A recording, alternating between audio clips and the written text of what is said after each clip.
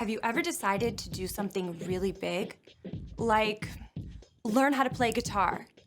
Or, make friends with the new kid down the street? Maybe you even want to bake a master chef-worthy cake for your mom's birthday. You're super excited to get started, but then you sit down with the guitar and...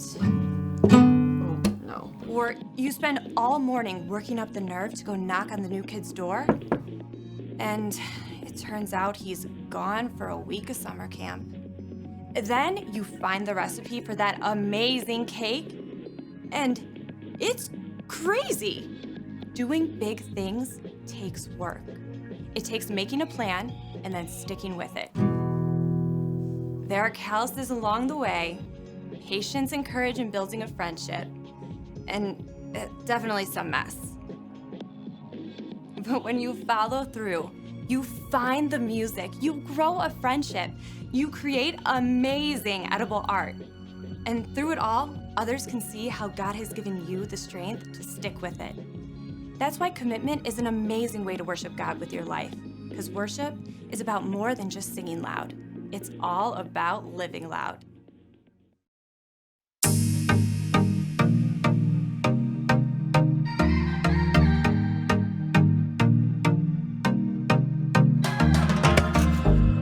Your plans for me are good. You hold my future.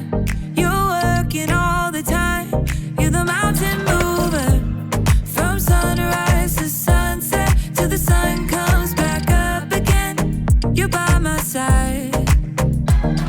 You started a good work in me. I know that you will complete it. You will see it through. Yeah, I know that you're still working on me. And everything that you say you'll do, 'cause I believe that you are faithful, oh, you are faithful, oh, you are faithful. I'll trust your every word, 'cause I believe that you're working for my good. Yes, you're committed. From sunrise to sunset, till the sun comes back up again. You're by my side. You started a good work in me. I know that you will complete it. You will see it through. Yeah, I know that you're still working on me. And everything that you say you'll do, 'cause I believe that you are faithful, oh, you are faithful, oh, you are faithful. You are my hope, you are my future. You are the mountain mover. You are faithful. You are my hope, you are my future. You are the mountain mover. You are faithful. You started a good work in me. I know that you will complete it. You will see it through. Yeah, I know that you're still working on me. And everything that you say you'll do, 'cause I believe that you are faithful, oh, you are faithful, you are faithful, oh, you are faithful, oh, you are faithful, oh, you are faithful.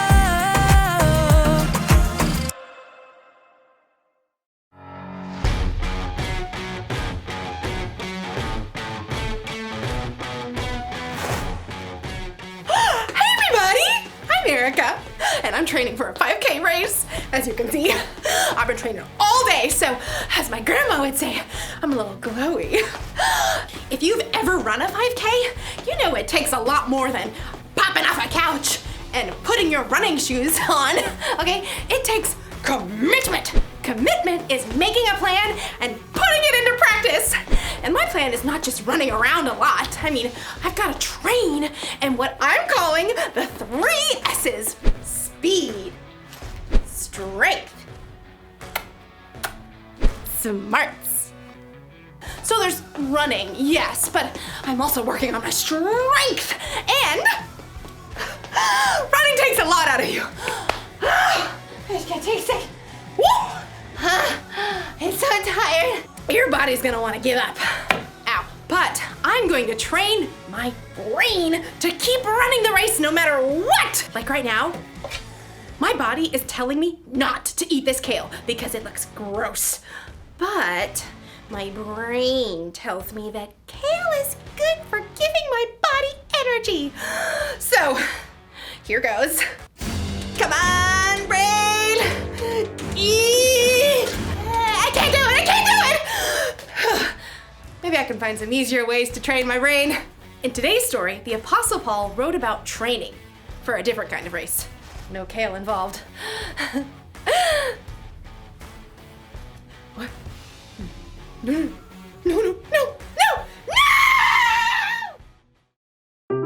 The Bible. It's 66 books of history, stories, letters, and poetry that fit together to form God's one big story.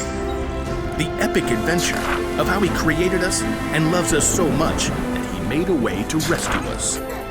As we travel through the Bible, from Genesis to Revelation, we discover people who met God and found their lives changed forever. Now, for an amazing story inspired by the book of 1 Corinthians, chapter 9, verses 24 through 25. Did you know that some writers of the Bible talk sports? Well, not every sport, but at least one that you are familiar with. Yep, running. Running has been around ever since God created people. In fact, the Apostle Paul uses running as an example in one of his letters to the church in Corinth. In a race, all the runners run, but only one gets the prize. You know that, don't you? So run in a way that will get you the prize. Now, Paul is talking about more here than just running, but first you have to understand what it takes to run a long race. Let's say you want to run a marathon. That's 26.2 miles. There's no way you can just hop up off the sofa where you've been playing video games for months and run that far. So, you need a plan. When I was preparing for my first marathon, I found this plan. I started training more than 4 months ahead of the race, and I started with just a few miles at a time. Once you've got a plan, well, then you gotta move. That means short runs, long runs, and cross-training to work other muscles and prevent injury. Next up, you've got to fuel.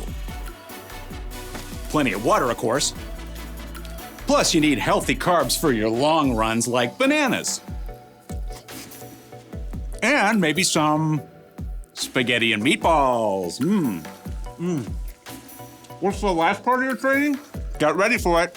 Rest. If you don't rest and let your body recover, you'll get burnt out or injured. The last few days before a marathon, you don't even run at all. Yeah, running a long race is no joke.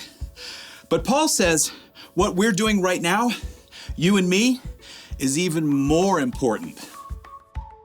All who take part in the games train hard. They do it to get a crown that will not last. But we do it to get a crown that will last forever. So I do not run like someone who doesn't run toward the finish line. I do not fight like a boxer who hits nothing but air. Paul packs a lot of weight into just a few sentences. Whether you planned it or not, we are all running a race right now. Okay, so that's a little crazy. Clearly, I'm standing here talking to you, and you aren't outside running laps either. But Paul is talking about a way of life, a journey. We're all focused on the finish line, life forever with Jesus, but in the meantime, every step along the way is important as we live out what matters most. Jesus reminded his followers, Love the Lord your God with all your heart and with all your soul. Love him with all your mind. Love your neighbor as you love yourself. Yep, love God, love others. That's what matters on this journey together. But just like you can't skip from jogging one lap around the school gym to running a 26.2-mile race, you're gonna need some practice. Your Love God, Love Others marathon needs a training plan. Now, none of us have it all figured out, but here are 4 important things to start with. In fact, you may already be doing some of them. First point, hear. God is the master teller of this amazing story.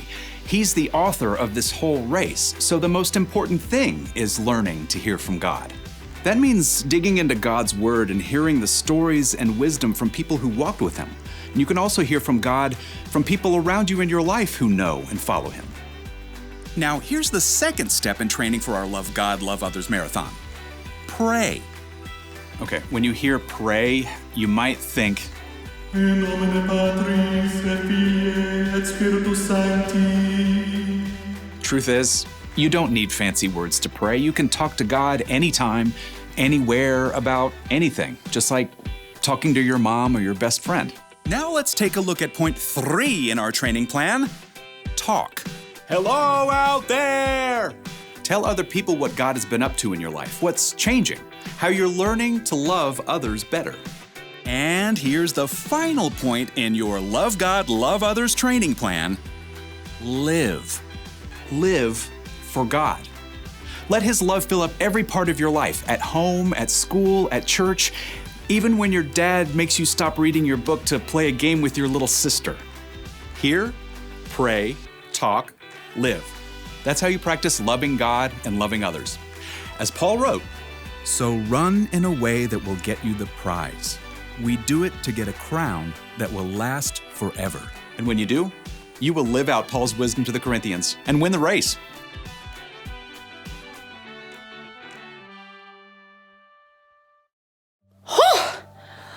When the Apostle Paul wrote about running a race, it was about way more than a 5K. It was about life, because sometimes life can feel like a race. That's why we've got to train. We need to make a commitment to practice what matters most. Jesus taught that what matters most is to love God and love others. How do you do that? Well, you can start with these 4 words. Hear, pray, talk, and live. Hear. Hear from God. Pray. Pray to God. Talk. Talk about God. Live. Live for God. In the race of life, you can't always rely on your own strength.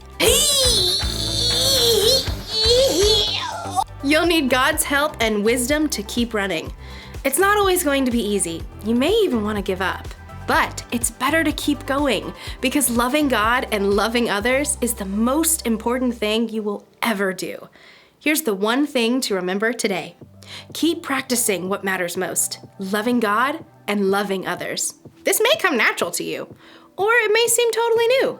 Whatever the case, just commit to training a little bit every day.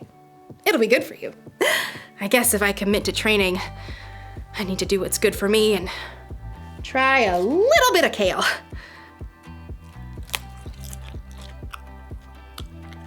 Hey, that's not bad.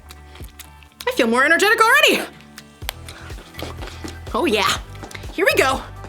I'm ready, and I'm a fan of kale.